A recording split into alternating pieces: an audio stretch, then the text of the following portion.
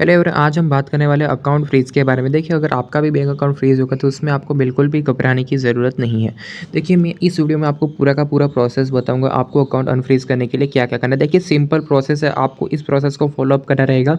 मैं इसके बारे में आपके लिए 2-3 और वीडियो बनाऊँगा और आपने इस वीडियो पे अच्छा रिस्पॉन्स दिया। देखिए, अकाउंट फ्रीज़ क्यों होता है, पहले ये जान लीजिए। अकाउंट फ्रीज़ इस वजह से होता है क्योंकि आपके अकाउंट के अंदर कोई गलत ट्रांज़ैक्शन आ गई होगी, ओके? या तो फिर आपने कहीं पे गेमिंग वगैरह की जो विड्रॉवल किए हैं, जो गेमिंग ऐप्स होती है उसका आपने विड्रॉल दिया है, वो आपके अकाउंट में आ गया, वो फ्रॉड अमाउंट होता है। वो आपके बैंक अकाउंट में पैसे चले जाते हैं, तब आपका बैंक अकाउंट फ्रीज़ हो जाता है, ठीक है?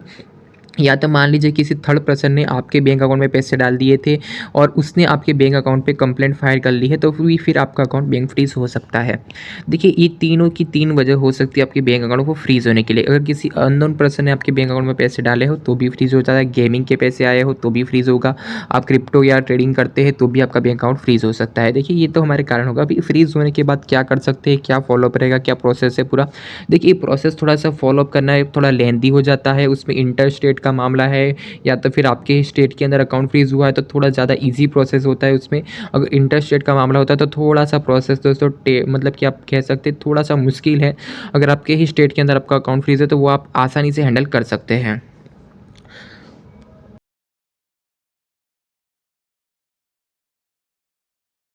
यहाँ पे मेरे वीडियो बनाने का मकसद ये है कि आप लोगों की मैं जितनी हो सके उतनी हेल्प कर सकूँ। यहाँ पे बहुत सारे यूट्यूब पे आपको अगर वीडियो मिल जाएँगे, अगर आप सर्च करेंगे और आप एक लॉयर के पास जाओगे, आप लॉयर ही आपके पास बहुत अच्छा खासा अमाउंट चार्ज कर लेगा और वहाँ पे अगर लॉयर को आप इतना ज़्यादा अमाउंट पे कर रहे हो और आपके खाते में इतना बैलेंस ही नहीं है, तो उसको अनफ्रीज़ करने का फिर कोई मीनिंग रह जाता नहीं है।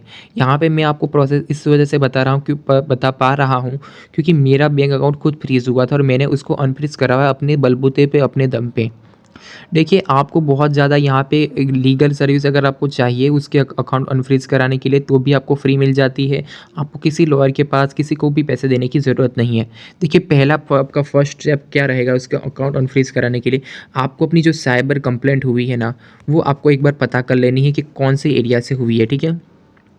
और वो कैसे आप पता करेंगे, या तो आप अपने बैंक वालों कस्टमर को कॉल कीजिए और कि एक बार उनसे कॉल पे बात कीजिए और पता कीजिए कि मेरा बैंक अकाउंट फ्रीज़ हुआ है, तो उस साइबर कंप्लेंट के नंबर क्या है वो पता कर लीजिए, साइबर कंप्लेंट पुलिस स्टेशन का नंबर पता कर लीजिए, साइबर पुलिस स्टेशन का ईमेल आईडी पता कर लीजिए।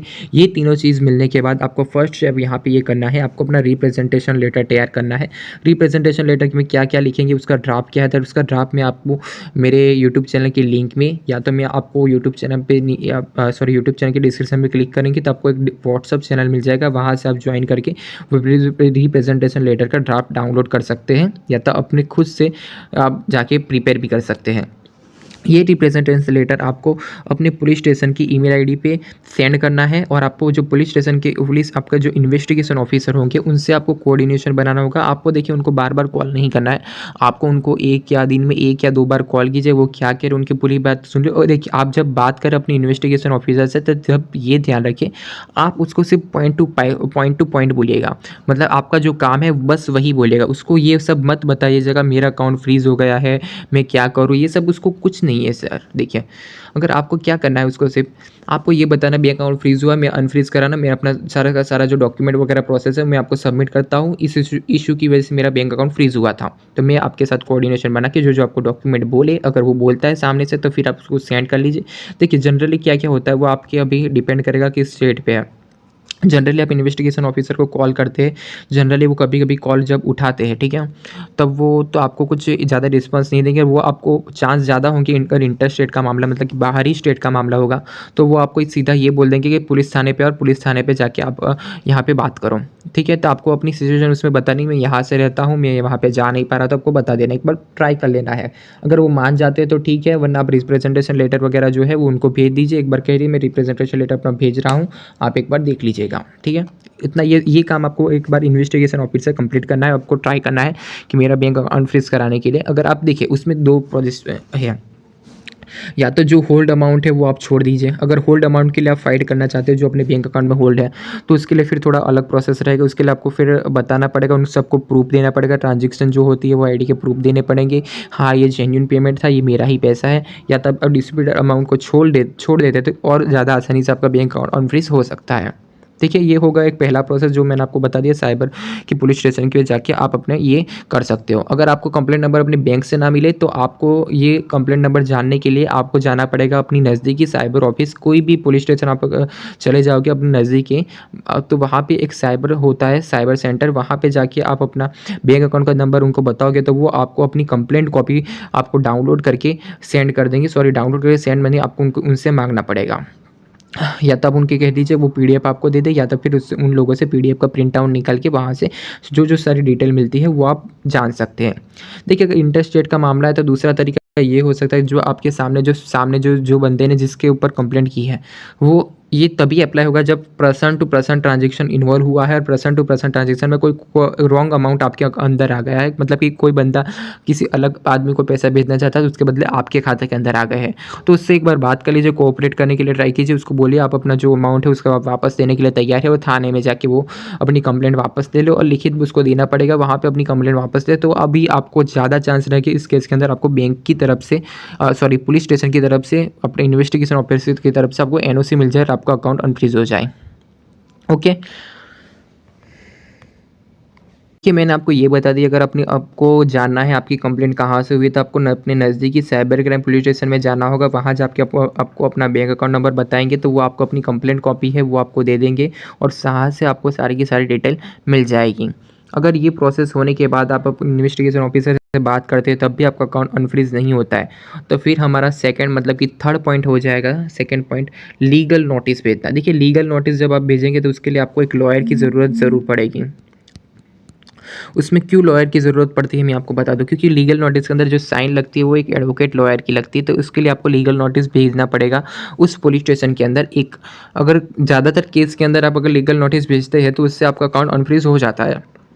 देखिए अगर आपके पास इस सब चीज़ के लिए पैसे नहीं है तो लीगल नोटिस भेजने के लिए कम से कम 3 से 4 हज़ार रुपये का जितना खर्चा आता है, अगर आप लॉयर के थ्रू कराना चाहते हैं ये काम तो ठीक है, 3 से 4 हज़ार का। अगर आप ये काम नहीं कराना चाहते ठीक है तो भी कोई दिक्कत की बात नहीं है, अगर आपको फ्री में कराना है तो भी आपको देखिए अपने जहाँ भी रह रहे हैं, मान लीजिए आप गुजरात में रह रहे हैं ठीक है, तो गुजरात में आप जिस भी डिस्ट्रिक्ट में रह रहे हैं तो आपकी डिस्ट्रिक्ट में जो भी आपका मेन सिटी होगी डिस्ट्रिक्ट की, वहाँ पर एक DLS अथॉरिटी होगी, डिस्ट्रिक्ट लीगल सर्विस अथॉरिटी। वहाँ पर जाइए, वहाँ पर जाके ये बोलिए कि मुझे एक एडवोकेट हायर करना है, तो वहाँ पर आपको फ्री में एक एडवोकेट मिल जाएगा। उसके थोड़े बहुत क्राइटेरिया है, तो क्राइटेरिया वही सिंपल है, आपकी इनकम लो होनी चाहिए, आपकी कास्ट SC ST होनी चाहिए। अगर SC ST नहीं है तो भी आपकी इनकम लो है, अगर आप स्टूडेंट वगैरह है तो आपको वहाँ से फ्री लॉयर मिल जाएगा। ये मैंने आपको सेकंड प्रोसेस बता दी। अगर आप पैसे ये खर्च करना नहीं चाहते हो तो आप DLS अथॉरिटी में जाइए, वहाँ पे एडवोकेट हायर कर लीजिए, उसको बोलिए आपको लीगल नोटिस भेजना है तो वहाँ से भी आपका ये प्रोसेस हो जाएगा। अभी मैं बात कर लेता हूँ थर्ड पॉइंट के ऊपर। थर्ड पॉइंट मतलब कि अगर आपके ये लीगल नोटिस भेजने के बाद भी आपका अकाउंट अनफ्रीज नहीं हुआ, देखिए लीगल नोटिस भेजने के बाद भी अगर आपका अकाउंट अनफ्रीज नहीं होता है तो उसमें मान लीजिए जनरली 2 महीने हो गए और 2 महीने तक आपका अकाउंट ये सब प्रोसेस कराने में आपको 2 महीने हो गए, आपको मतलब सारी डिटेल वगैरह निकालेंगे तो इतना टाइम तो जाएगा ही, अगर आप खुद से काम करेंगे तो ओके। अगर 2 महीने के बाद भी आपका अकाउंट अनफ्रीज नहीं हुआ ठीक है, तो फिर क्या करना है आप लोगों को, फिर आपको ये हाई कोर्ट में जाके आपको रीट फाइल करनी पड़ेगी। रीट कैसे फाइल करते हैं ये भी मैं आपको बता देता हूँ। देखिए रीट फाइल करने के लिए मैंने आपको सेम प्रोसेस है, उसमें भी आपको लॉयर का खर्चा पानी होगा, तो ये थोड़ा सा प्रोसेस मतलब कि ये वो हो जाता है खर्चा। और अभी जो अभी जो न्यू SOP आई है वो SOP आ चुकी है, न्यू SOP के मुताबिक अगर मान लीजिए डिस्प्यूट अमाउंट 50,000 से कम है तो वो सारे केसेस को शायद 3 महीने का जितना समय दिया, 3 महीने से अगर ज़्यादा केस अगर ओपन रहता है, अगर उसमें कोई सोल्यूशन नहीं है तो आपका अकाउंट अनफ्रीज कर दिया जाता है और डिस्प्यूटेड अमाउंट भी आपको मिल जाता है। पर वो अभी SOP कब यूज़ टू काम में आएगी, कब काम आएगी, कब, तब तक हम लोग क्या करें, तब तक हम लोग वेट नहीं कर सकते हैं ना। इसलिए अभी जो मैं आपको स्टेप बता रहा हूँ वो आप फॉलो कर लीजिए। न्यू SOP आई है पर वो अभी भी अगर आपका अकाउंट पहले से फ्रीज पड़ा हुआ है ना तो उस पर अप्लाई नहीं हो रही है। अगर आप पुलिस इंस्पेक्टर को भी बताए कि इन्वेस्टिगेशन ऑफिसर को, तो वो भी कुछ मानेगा नहीं, उल्टा वो सामने से आपका कॉल कट कर देगा।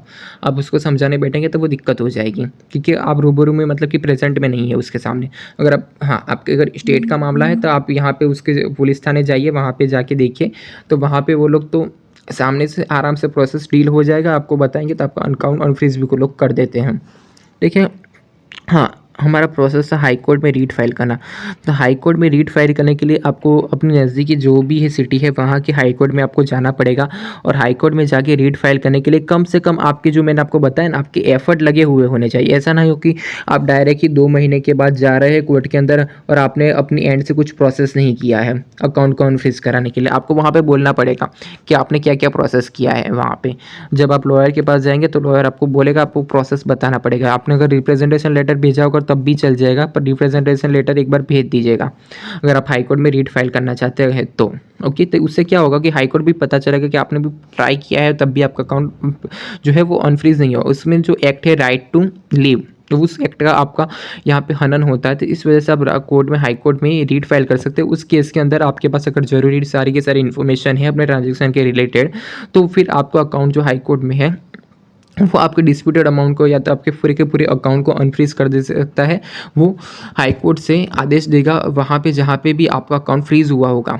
आपको वहाँ पे हाई कोर्ट अपने ही एरिया के अंदर जाना है, अपने ही एरिया की हाई कोर्ट के अंदर आप वहाँ पे जाके रीट फाइल कर सकते हो। वो हाई कोर्ट अगर आप केस में ये जीत जाते हो तो वहीं से हाई कोर्ट से आपके जो भी स्टेट के अंदर अकाउंट फ्रीज हुआ होगा तो वहाँ पे ऑर्डर को कोर्ट का ऑर्डर चला जाएगा और आपका अकाउंट आराम से अनफ्रीज हो जाएगा।